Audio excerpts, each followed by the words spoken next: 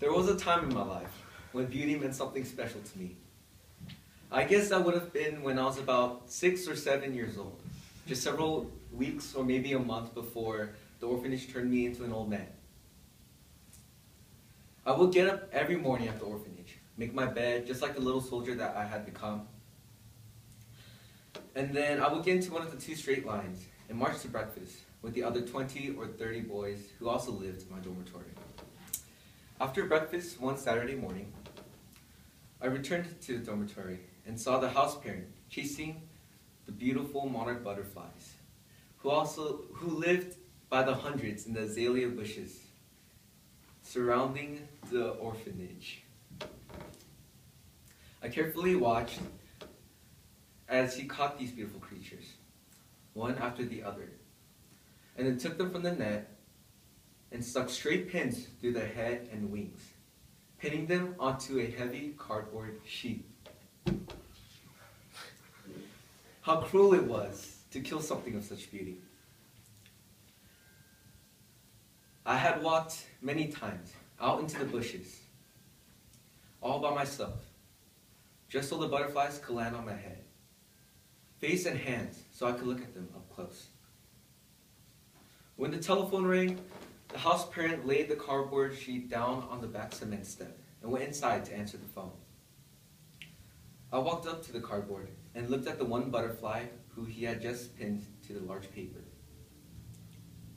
It was still moving about, so I reached down and touched it on the wing, causing one of the pins to fall out. It started flying around and around, but it was still pinned by the one wing with the other straight pin. Finally, its wing broke off and the butterfly fell to the ground and just quivered.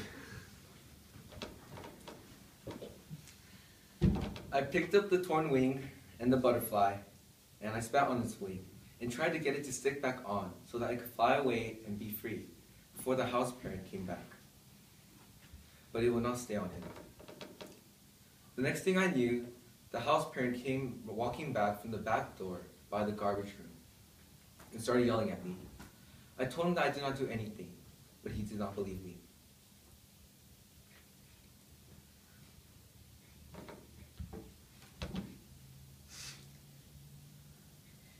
He picked up the cardboard paper and started hitting me on the top of the head. There were many butterfly pieces going everywhere.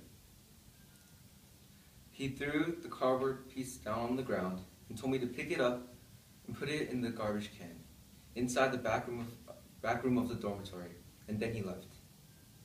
I sat there in the dirt by the big old tree for the longest time, trying to fit all the butterfly pieces back together so that I could bury them whole, but it was too hard to do.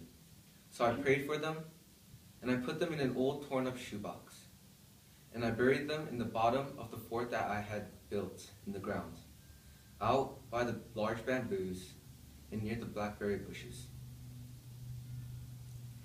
Every year when the butterflies would return to the orphanage and would try to land on me, I would try to shoo them away because they did not know that the orphanage was a bad place to live and a very bad place to die.